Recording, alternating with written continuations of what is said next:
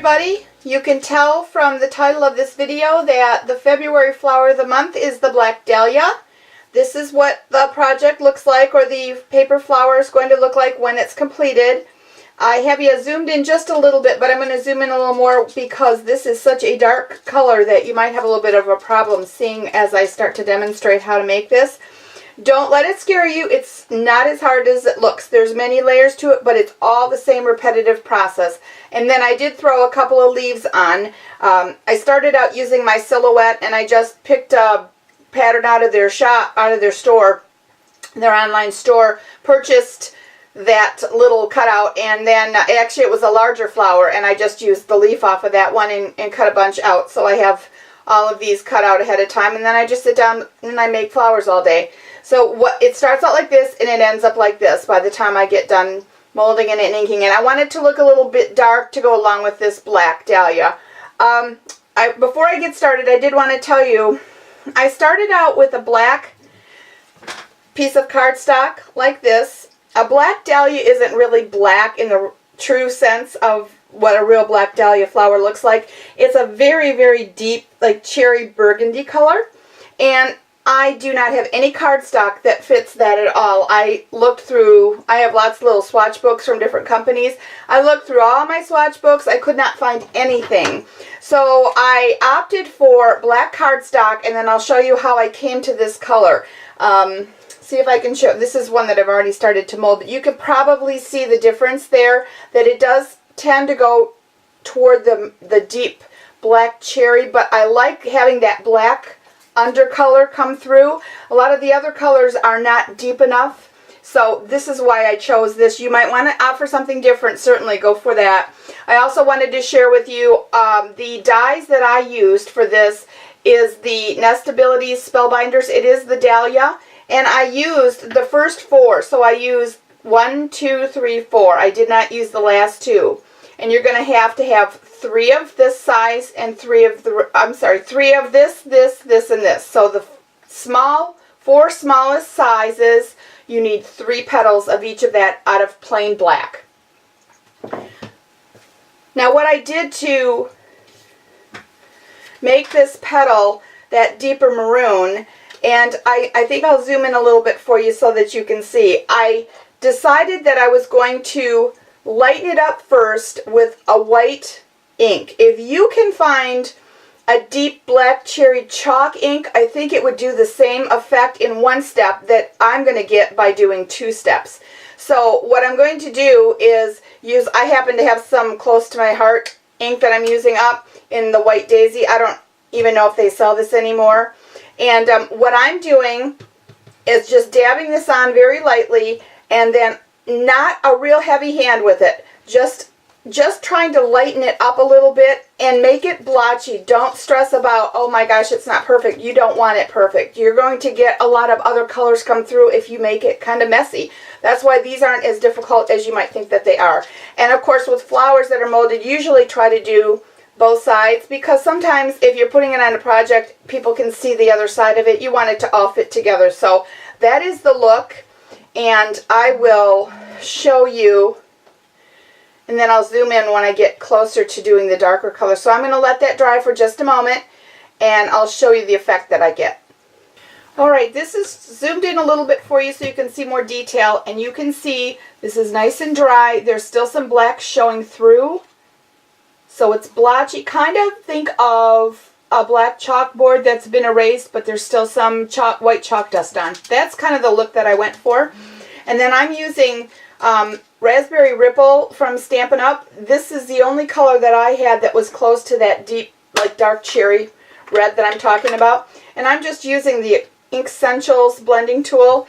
And all I do is get some on the pad, and same thing, random. Don't be fancy with it. Just press it in. I flip it over to the other side. Do the same thing, ink up the tool, and then just basically, you can swirl it, you can just stamp it flat. I usually do a couple of coats. I let it dry. I'll pick it up. I'll do some of the edges. This is how it'll look once you get that color that we were talking about. And you can see, let me get you black that was cut with. So you can see close up now, there is a difference. When you see these flowers in person, they're absolutely beautiful. So it is a Black Dahlia, but it's really more of a deep cherry like I had mentioned to you. So now we're going to start molding the leaves, and then we're going to start molding the petals to these flowers. Alright, I'm going to start out with the leaves first.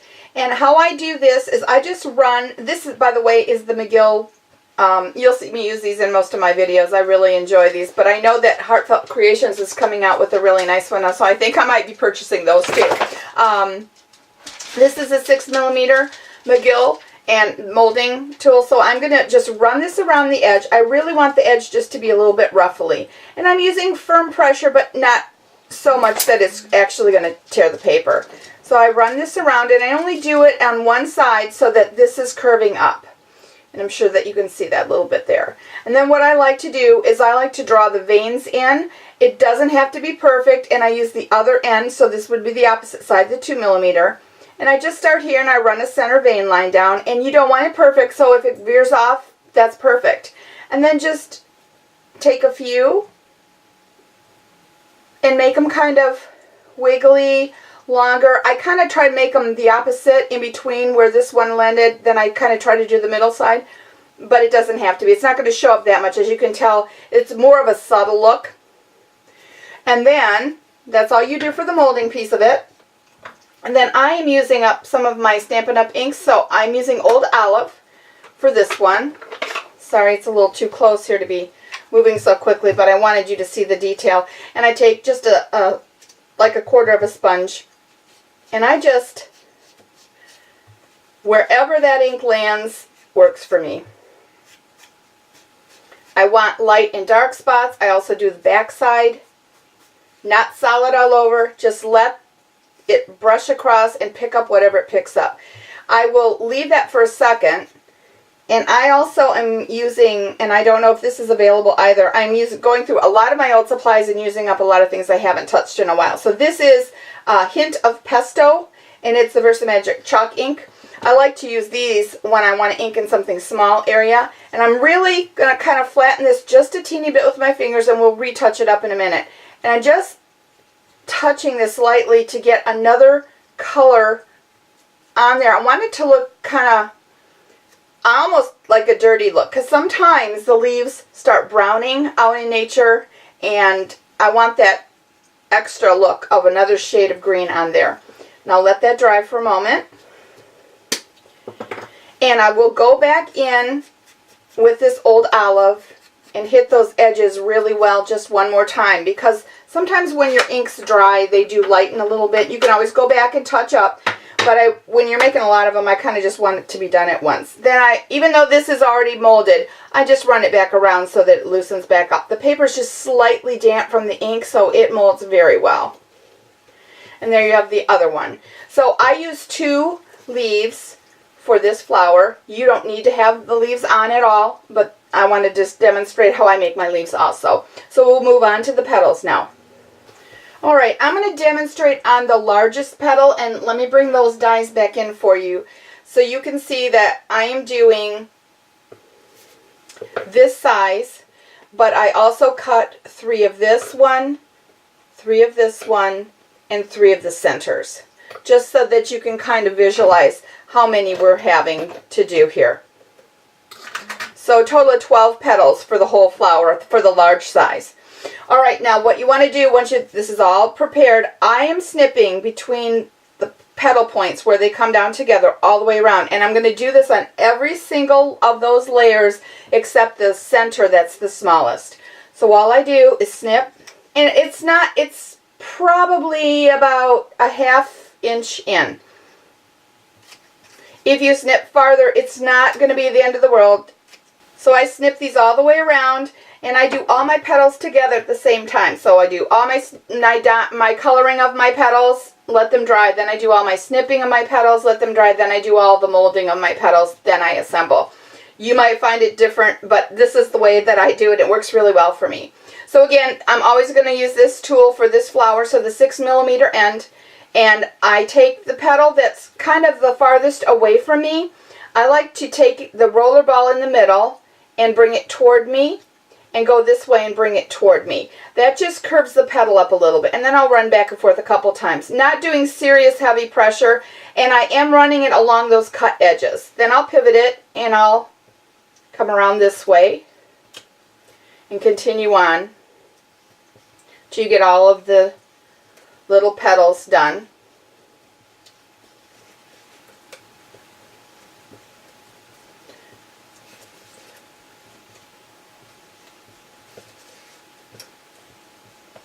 Now I've prepared all the other layers ahead of time so I don't bore you guys. Then I take a bone folder, and at the point of the petal, for me, I just hold it down, hold the petal in my left hand, and I just kind of pivot it down. What I'm doing is just making a little line, a little dent, a little line of demarcation where I'm going to pinch that together. It's to come to a point at the end. You can also do it without this, but I have a little bit of a harder time getting them to come to a point with the tendonitis and arthritis that I have here. So I'm going to pinch all the way around. That little mark that that bone folder makes really helps me for this step anyway. And that's all you do for every single petal. So now it's time to assemble. I do want to show you, like I said, leave the center, the small little ones, without being, snipped. You don't snip those in. And I'm going to show you real quick what I do for the center. And all I do is take this, go around the outside edge, and you really want this guy to be tight. Now, you're going to have 3 of them. The smallest inside one, I will push down with the smaller size of the tip of this and, squish him together so that he's nice and tight. And they're adjustable afterwards, so if you get it too small, don't worry about it. And you can open it up as we're putting them together. You'll see what I'm talking about in just a moment. So that's it for the preparation of the petals and the leaves. Now we'll go on to assembly. Alright, so here are your petals done and trimmed, molded, and ready to go. I always start with my larger ones first and I work my way in. So all you're basically going to do is take some, I use quick dry adhesive, you can use foam dots, you can use whatever you want, but I like them kind of adhered close to each other, so foam dots build them up and you're going to have a higher flower. And I personally like the look of it kind of going down in like this. That's what the dahlia kind of does anyway. So I would suggest a liquid glue or hot glue, something like that. And I am reasonably generous with my glue and I'm running out, so who knows how far I'll get with this. You don't want your flowers falling apart, so be generous with your glue. And trying to get my cap on here, sorry guys. I do stagger the petals, so put that on top of that one, press and hold it for a moment. Then the next one.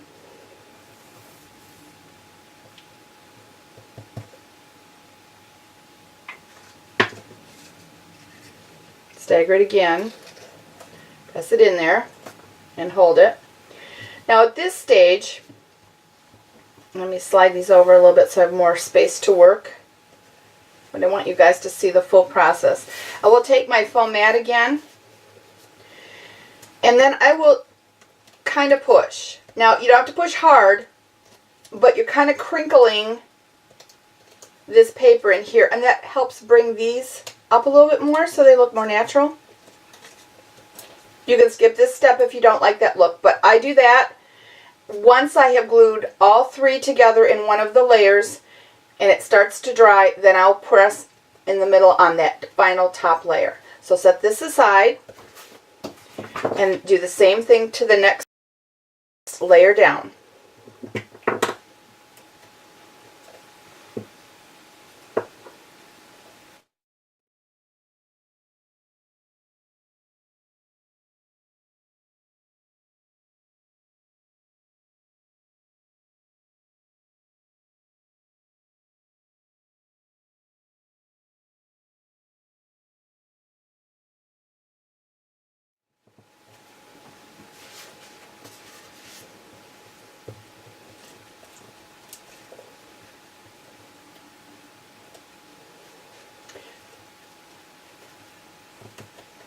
Now I'm switching around to the smaller end on the smaller layers because it seems like they will curl up a little bit better if you're not putting this large end in an area where the petals are smaller. So when you get to the second smallest layer, I suggest you use a smaller end and do that pressing.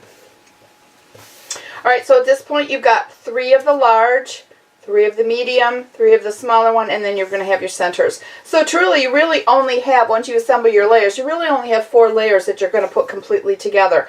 I can put these 3 together now and make it one individual layer, but I leave them separate and then I'm just going to stack them on top, and I'll do these at the end. So this is what I do next. You take the biggest one, again, same process.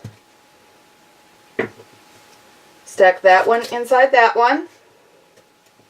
Press. At this point, you really don't need the mat because you've already molded them and you've pressed in ahead of time. So I really just press hard with this. You can use your hand and just let that glue dry. Then the next one. I'm being a glue miser here, trying to get my last drops out before I switch to a new container. That's why it seems like I'm fumbling with it. Hold that one there. You can kind of see how this flower is coming together now. Let me show you the final one. And you see it's really not that difficult. It's really all in the look of the die and how you mold it. So I just love making these. Now, this is how I do this. I put a little bit on the end and put it in. And I like to press it and then keep making these small. I couldn't tell when I'm putting them together if they're small enough. So that is the only reason why I do these 3 by themselves. It's probably more my issue than anybody else's. You guys might have a better idea of how to do it. But I would rather mold them once they're together in there. Then I can tell, like this guy, I believe he needs to be much tighter now. So I'll really squish them together and get that final dab of glue on there. Alright, he's pretty dry, but I'm not going to mess with it right now. If you wanted to, if you were doing a ton and you had to keep rolling, I will hold this tool in the middle and then I'll just go around. If I feel like some of these edges need to be pinched, but they hold pretty well, you can pull these up at the end once they're all dry. Now at this stage, I'll take my 2 leaves. I like to put a leaf like up higher and then so I layer them. In other words, I put them in 2 different levels of the petals. I hope you can see that, of the flower. So one is up higher and one is lower. I just think it looks more natural, but if you want to put them both on the bottom, you know, they're cute either way. But I tend to do that. So I'll put it glue here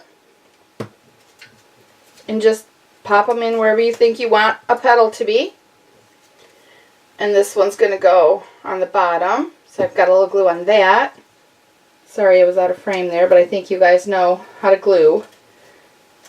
And you can angle it, you can layer them. I'll leave it like that. And then I use this tool a lot for holding, for everything. So let that dry. And then I will take my fingers and kind of curl these up. They've already been, the papers have already been broken down somewhat, so they'll move exactly the way you want them to. So that is the flower without the glitter. I really liked the glitter. I thought it brought out that deep Black Dahlia look that I really liked, and it kind of just made it look a little bit more elegant. I thought this would look really cute on some of the papers that I have, and I'll show you those in just a moment. So I'll show you now how I did the glitter. Alright, for the glitter, of course I didn't have anything that worked. I didn't have anything in that beautiful dark cherry. So I took, this is a licorice, and the name of this is Poppy Jasper, and it is from Glitter Glitz. And I think it is, oh yeah, Powder Keg was the company. PK Glitz is the company that I bought this from. So one says Powder Keg, one says PK Glitz, so it's probably an abbreviation. PK for Powder Keg Glitz is the name of the company. And I got these at a, I think it was like a trade show or something. I got them in a large kit. But I put 1/3 of this and 2/3 of this together, mixed it up. It goes a long ways, and it came out perfect. I mean, you can have, there's a little hint, I think you can see, there's a little hint of that red in there, but I still wanted that really dark black color. And I'm really just going to tip these. As you can see, again, I'll bring this one back. You can see there's just a few accent spots. I don't want it overly glittery and not looking natural, but I do have to have a little bit of that on there. So I use my two-way glue pen, and let me prime this, make sure. And then all I do is just drag it along. I don't want it to be too perfect. And sometimes I'll do the back side of the leaves, and I do a little bit at a time. And then I sprinkle it on. Let it hit the spots. If you are doing a lot of these, obviously you can do much more glitter. But see, it's just a touch. It's not overdone, but it really brings out the angle of the leaves and just the prettiness of I think the whole design of the flower. So that's how I got my glitter on. And get this side done here.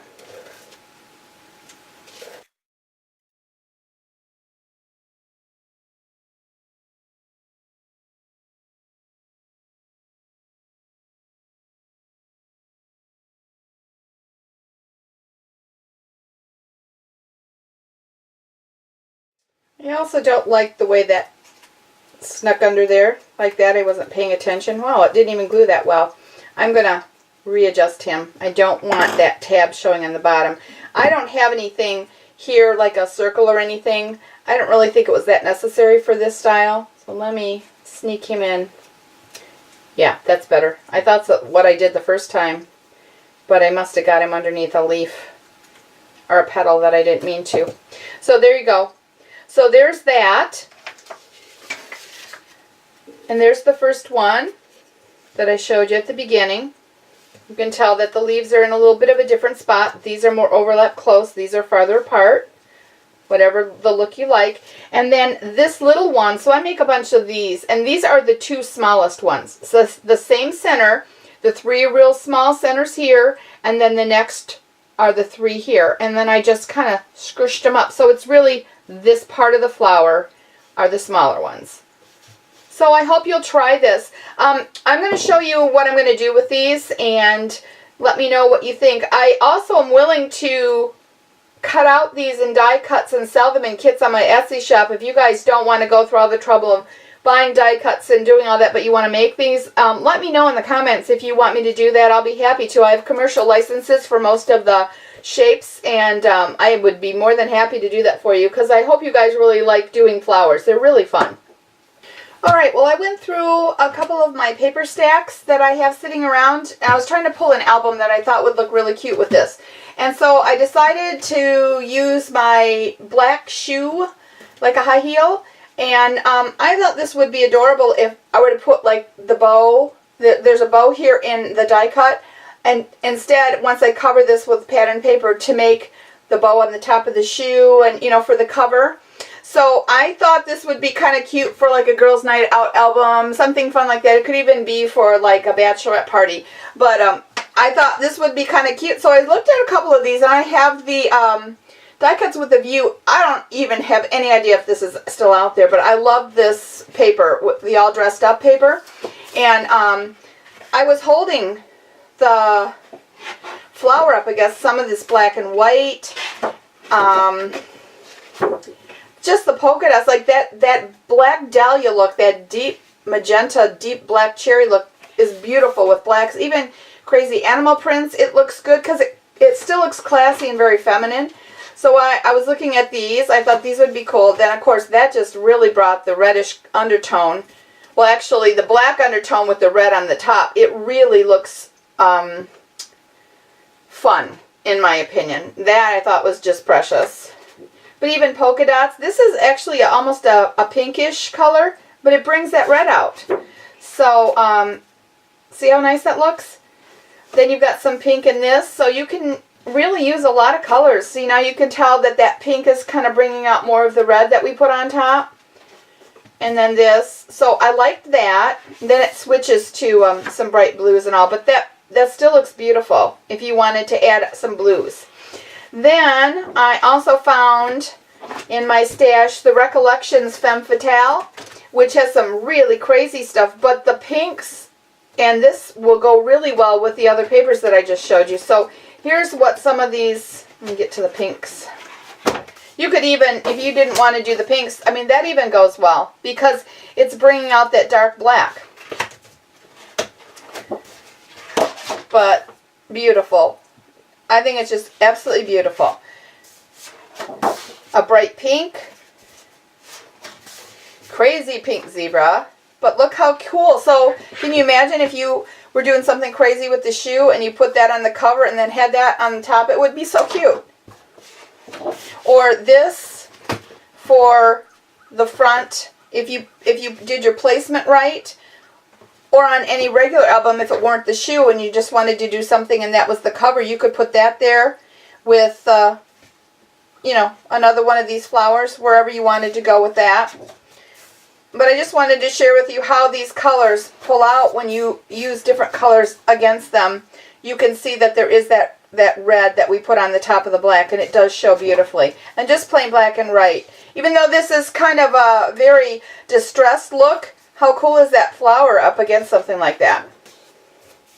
So that's what I wanted to share with you, and that's about it. I hope you enjoy it. Please, again, let me know in the comments if you're interested in these little packages of, you know, how to make your own flower kind of thing. I can just do the die cuts for you.